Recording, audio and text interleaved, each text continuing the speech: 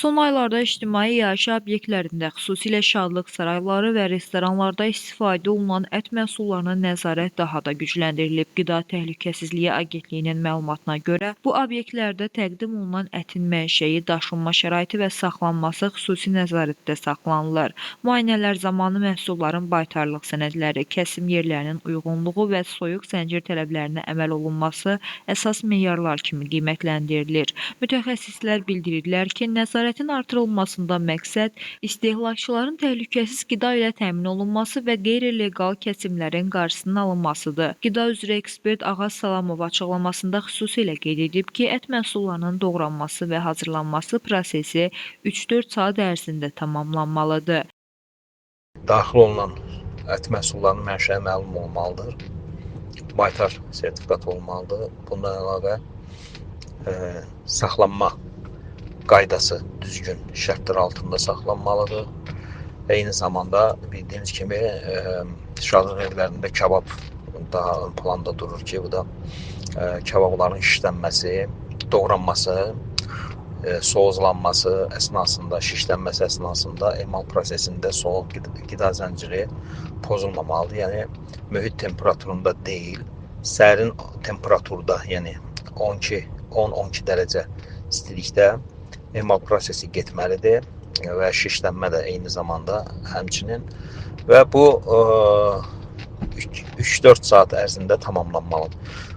Sonra şişlənən və doğranan kebablar və yaxud şişlənən kebablar təbii ki, şişləndikdən dərhal sonra soyuducu depolara vurulmalıdır. Ondan sonra da bunun gəlir bişirilmə. Yəni bişirməyə də verəndə istemalda iç istiliyi 75 dərəcəyə çatana qədər bişirilməlidir ki, çiğ qalmasın, ala çiğ pişmiş olmasın ki, qida zəhərlənməsi də baş verməsin.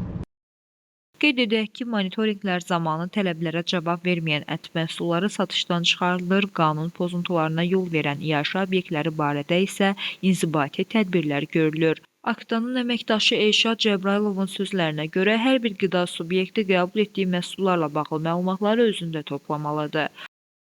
Qida təhlükəsizliyi haqqında qanunun tələbinə əsasən hər bir qida subyekti qəbul etdiyi qida məhsulları, o cümlədən qida məhsullarını əldə etdiyi heyvanlar və onları təchiz edən qida məhsulları ilə bağlı təchiz edən qida subyektləri barəsində məlumatları özündə toplanmalı, elektron kağız və kağız formasında və elektron formada təmin etməli və izlənmə prosedurunu həyata keçirtməlidir.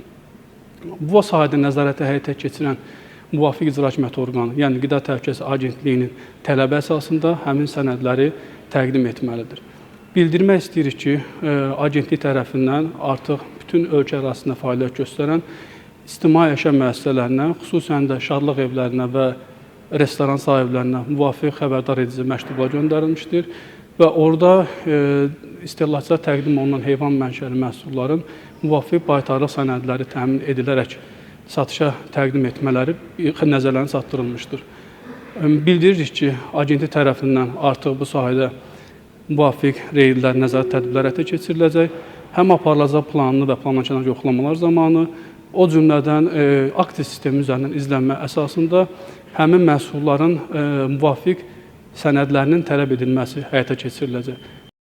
Aktadan aldığımız məlumatda bildirilib ki, qurum tərəfindən aparılan nəzarət tədbirləri davam etdirilir və sahibkarlara baytarlıq və sanitariya qaydalarına ciddi riayət etmələri tövsiyə olunur.